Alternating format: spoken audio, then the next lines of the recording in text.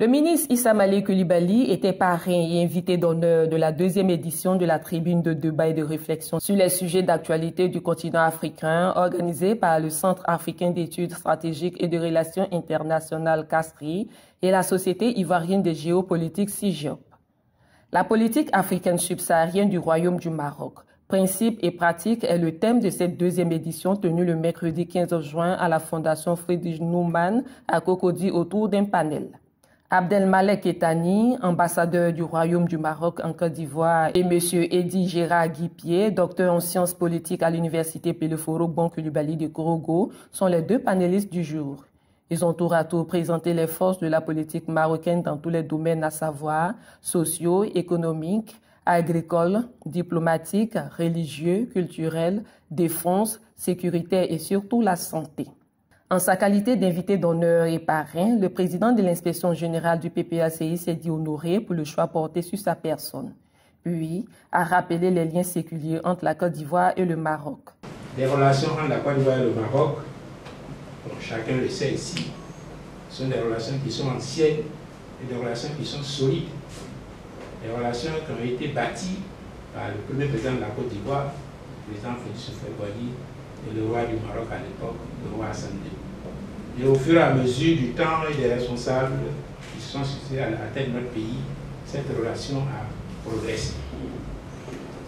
Et aujourd'hui, l'aménagement de la baie de Cocody et la construction du centre Mohamed VI de Yopougon, qui est un établissement public de formation professionnelle, sont quelques-uns, je dis bien quelques-uns seulement, les fruits les plus récents de la coopération ivoiro-marocaine. Excellent Monsieur l'ambassadeur, nous sommes donc ici en Côte d'Ivoire et au Maroc entre frères africains unis par des liens historiques solides. Et nous entendons non seulement maintenir cette fraternité et cette amitié, mais la faire progresser davantage. Inch'Allah. Le ministre Issa Malik Coulibaly a promis dans les jours à venir organiser un colloque avec le soutien du Dr Eddy Gérard Guipier sur le patriarche Peleforo Bon Coulibaly pour faire connaître l'histoire de ce grand homme en Côte d'Ivoire et partout ailleurs. À sa suite, plusieurs participants réagissent. J'ai eu une réponse pratique avec son Excellence l'ambassadeur du Maroc en Côte d'Ivoire. Un pays qui a eu une vision, un pays qui a une politique de développement, un pays qui a des habitants travailleurs, un pays qui a investi dans des domaines stratégiques, qui fait de telle sorte qu'aujourd'hui, lorsque le roi du Maroc sort de son pays pour aller à la conquête en griffe de d'autres pays, il sort avec ses champions nationaux. Je suis satisfaite parce que j'ai eu des réponses. Patriotisme oblige. Il importe pour moi de savoir et puis aider aussi mon pays en ce sens. Aujourd'hui, on a vu comment est-ce que le Maroc a réussi à conquérir certains pays d'Afrique de l'Ouest et même à s'intégrer dans notre environnement en étant au Maghreb, on va dire.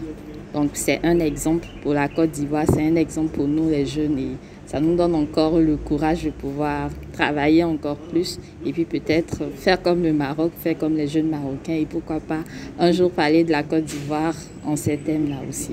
C'est une excellente occasion donnée aux jeunes Ivoiriens de participer à un tel panélisme parce que ça nous permet de savoir, d'avoir un peu les visions sur les pays sur lesquels on veut aller.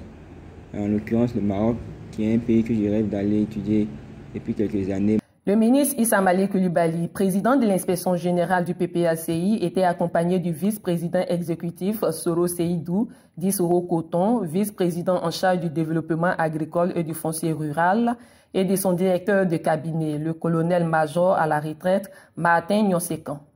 Il faut noter également la présence du professeur Yao Paul Oundré, ancien président du Conseil constitutionnel de la République de Côte d'Ivoire.